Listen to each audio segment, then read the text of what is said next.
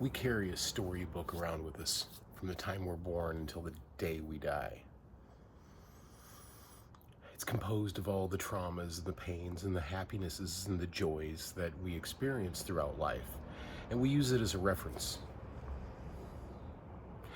Each situation we get into that's similar to a previous situation, we go back through the book and remember what we did at that certain point in our life. And we pretend that that's the way it is. You will stop pretending to be something that you're not when you realize you are not that thing that you're pretending to be. When you stop reacting, that's when life changes. When you simply respond with yes or no answers, very firm, direct, confident answers, that's when the dynamic of your existence changes its footing. So when you open a can of soup, do you revel the can or do you eat the contents? And the same thing with our little storybook that we carry.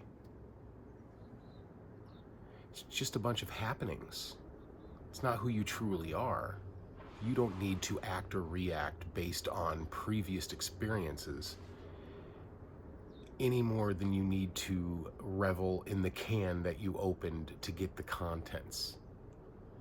Because it's not the journal, it's not the storybook that we carry. It's the carrier.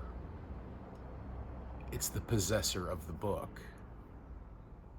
So you can get stuck in loops that almost seem never ending because you keep reacting the same way that you've reacted in the past and create similar situations in the future. And what I'm saying is you don't need to hold on to that. Things that were done to you, people who treated you poorly,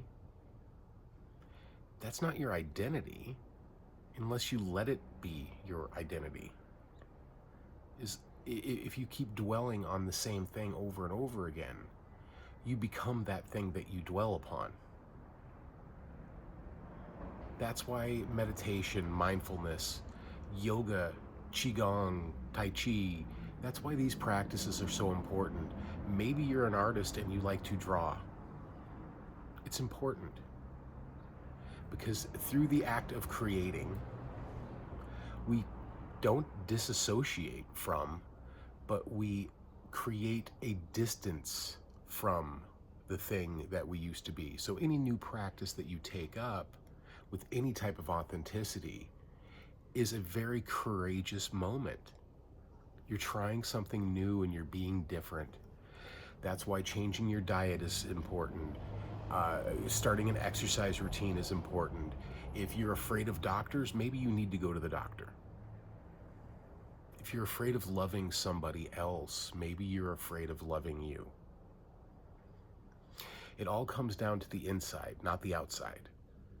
So wherever you have fear, wherever there's friction, go to that place, because that's the place where the answers will be.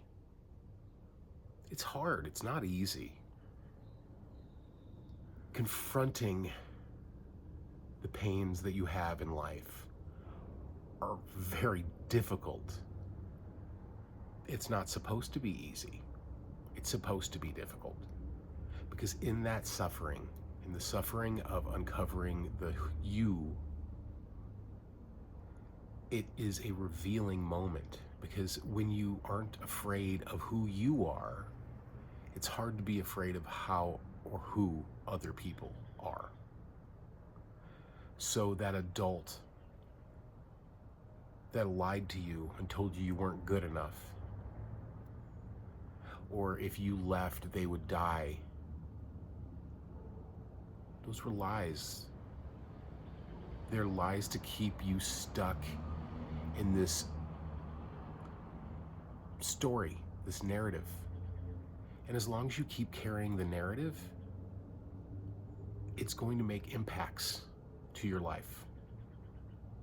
But you are not your story. You are the witness of your story. And in that, you can do whatever you want.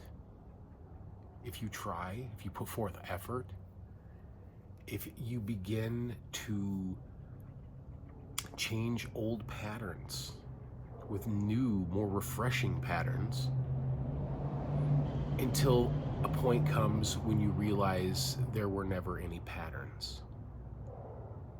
There were just points along the way where you got stuck for a minute. So be easy on yourself, but also be disciplined. If you want different, be different. Stop saying the same things over and over again and hoping for different results. Look out with courage. The world around us, that's not our problem. That's God's problem. Your problem is you.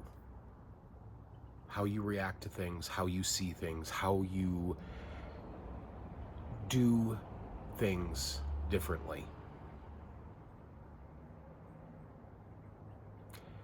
Because Van Gogh kept painting no matter how depressed he was, no matter whether he was missing an ear or not, he kept painting. And it doesn't matter that he didn't find fame in his lifetime. What matters is all of the people he impacted along the way, and even after the fact. So be comfortable with that possibility. Be comfortable with not knowing, because there is no future except the present future that we're making as we're going along. What you will be tomorrow is very much reliant upon what you do today. So take the bull by the horns. Show it which direction to head. That's the only secret. Be the best you can possibly be. As always, much love.